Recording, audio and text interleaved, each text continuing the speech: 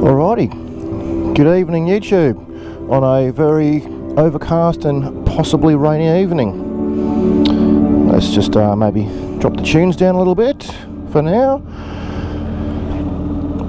And also, you're probably noticing, disregard the tyre pressure sensor. It's likely to turn off. And when I say likely to turn off, every time I've ever seen it flash, it has turned off. It is a chilly day. I'm not 100% sure on what the temperature is. Once I get onto some straight road, I can press some buttons and find out. But I'm definitely wearing a warmer jacket. I'm wearing my waterproof stuff, and that's most likely affecting the air pressure in the tyres. 7, well, we don't need 7th gear. Okay, let's have a look. Set, that's the speed limit. Okay, 20 degrees, not chilly,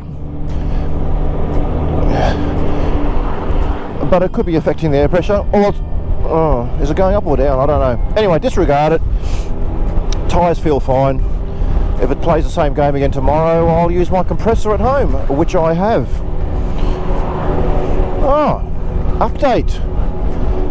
Update on my usual little... well, now I need the bloody radar guided.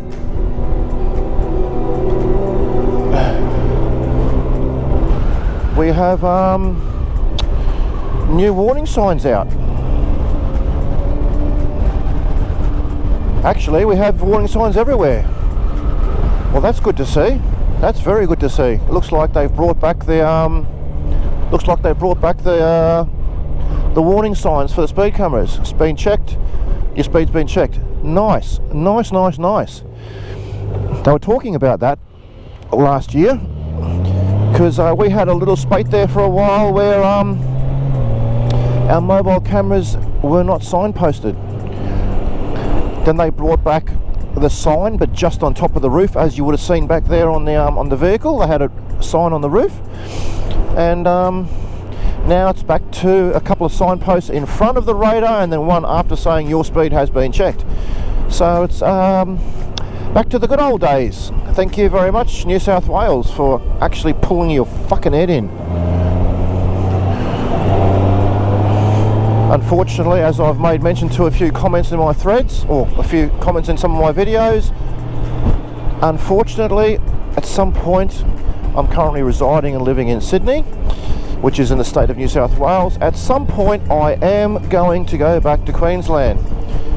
And Queensland signpost, I believe, none of their red light or speed detection devices, be they either static or fixed, I suppose is the terminology, fixed or mobile.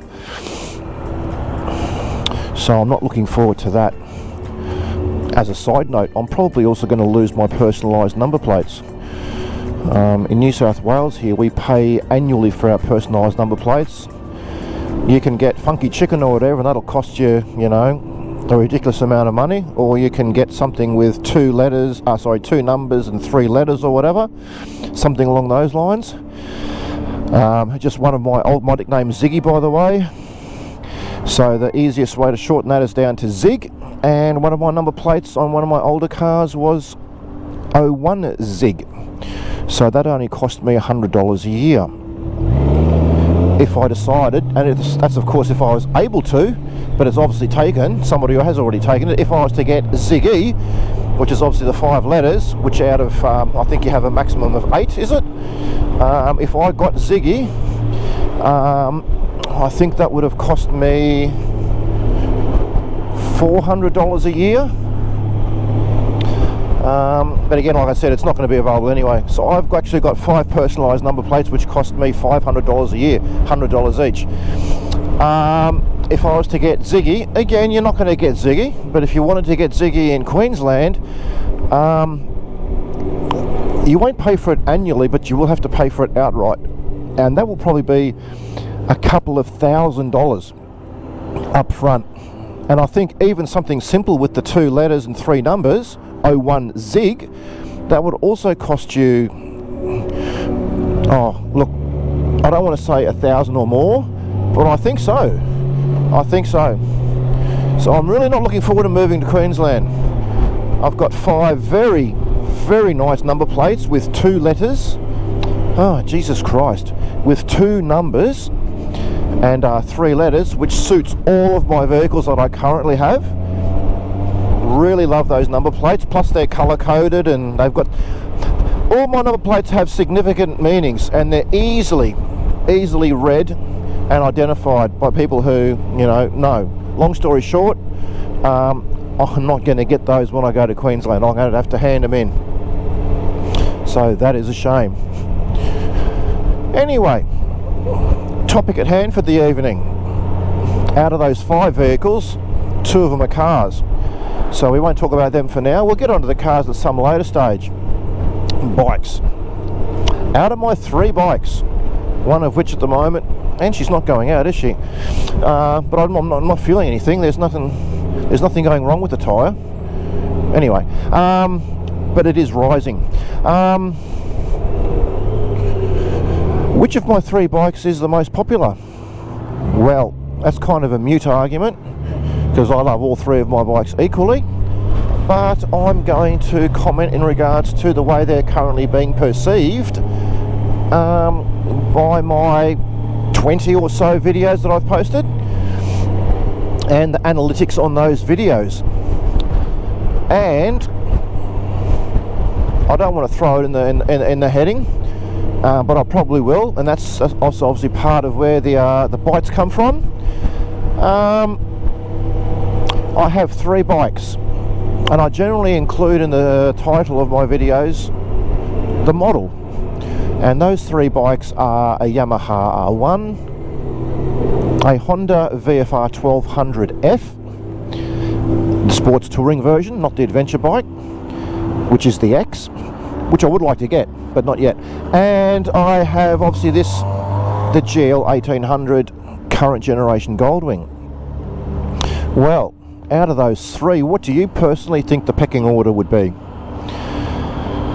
By R1, I mean it is the 12 to 14 generation, so the second release of the Big Bang, the updated, facelifted Big Bang, prior to the current generation, which came out in 2015. And that does mean a lot. It does mean a lot, because there's technically about 3 or 4 or 5 current generation R1s. There's the Screamer, whichever year generation that was, I can't remember, which is obviously the standard inline 4 with the straight crank, not the bent crank, flat plane crank I should say. There is, well, essentially there's 2 generations prior to the Big Bang, then there's 2 generations of the initial Big Bang, and then now there's obviously the current 15 plus, which includes obviously the R1M. Anyway, you would be surprised at the results. I'm here to tell you, it's completely blown me away.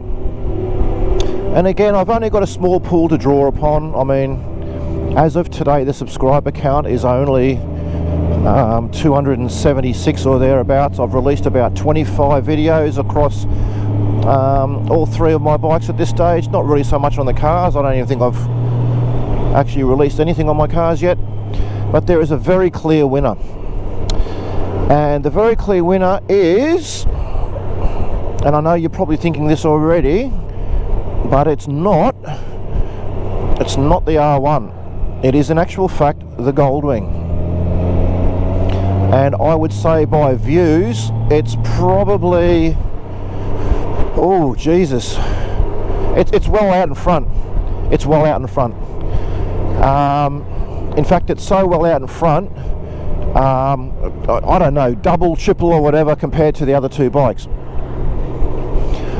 But here's the most interesting part. This is truly interesting. And again, you're not going to believe this, but the second most viewed, spoiler alert, sorry, again, it's not the R1.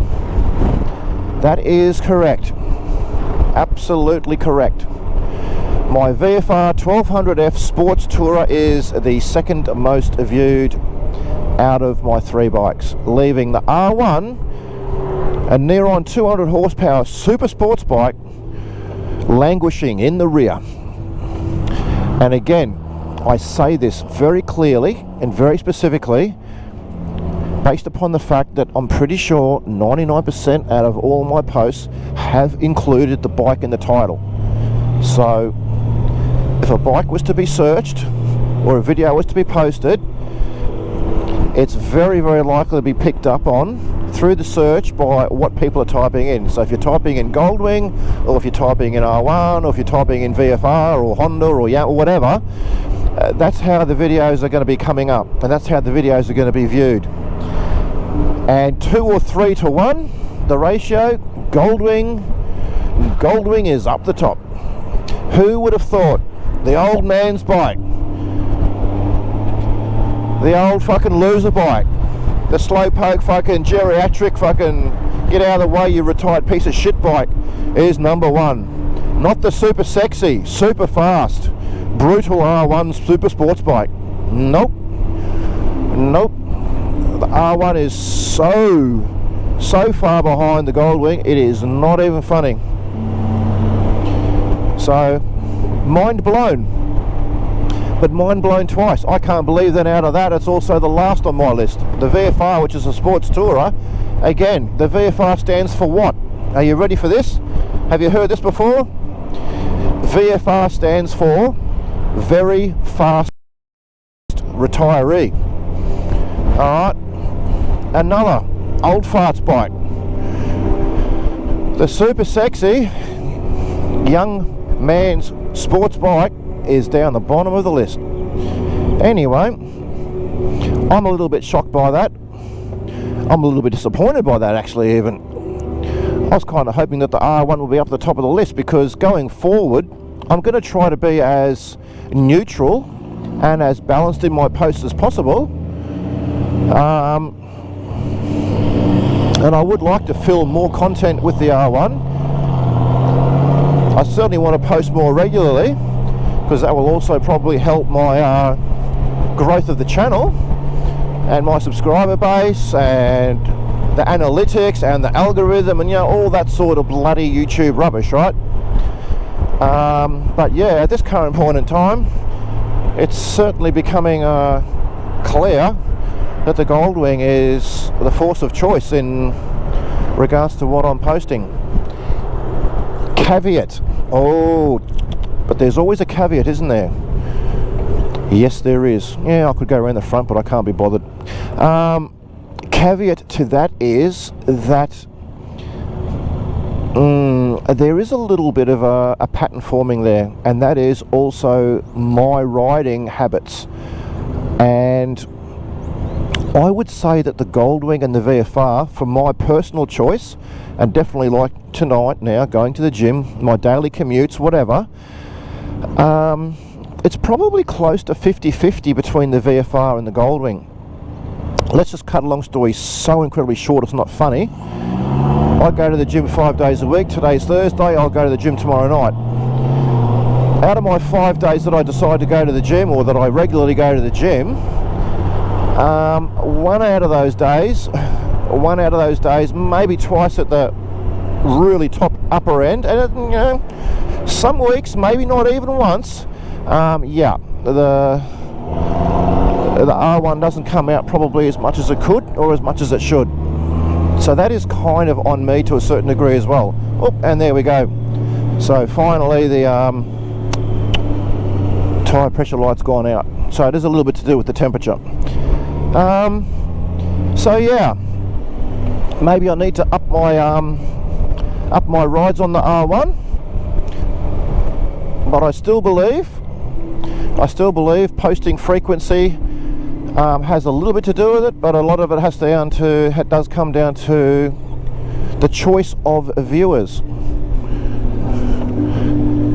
And if I go into the analytics a little bit further, which includes from those people who viewed my video based on other viewed videos, which also is a fair bit of the way that the traffic has been generated towards my channel, Yeah, they are coming from other Goldwing viewers.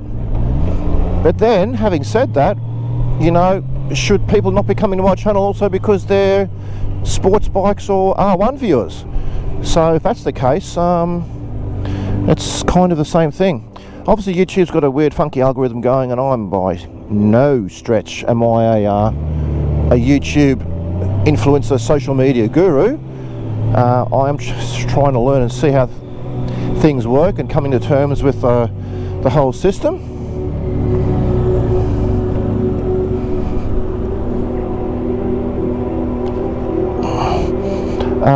But yes, the Goldwing is a popular bike. Anyway, I'm nearly here now, and the weekend is coming. Unknown whether I'll go for any rides this weekend or not. I don't, at this current particular point in time, post too many of my weekend rides. Again, I can't really say why, but for some reason my video editing skills or my capturing skills are somewhat poor, and by the time I come home and go through the footage, it's like, yeah, that's kind of shit. So they don't generally tend to go up on YouTube. But yes, if they do, I suppose in that regards also there's only maybe 1 or 2 or 3 R1 videos in regards to that as well, because most of my weekends I tend to get away on the VFR or Goldwing with my chair, with a few beers in the back, with a lunch or whatever, and you know, I tend to make a bit of a day out of it, have a picnic, whatever. So sure, if I'm also riding my 2 big red bikes on the weekend more than I'm riding my R1, there's a good chance there's going to be more content in regards to those. So it'll be interesting to see what people think. It'll be interesting to see what people's preferences might be. It's interesting to see what drove you towards this channel and what you're hoping to see more of.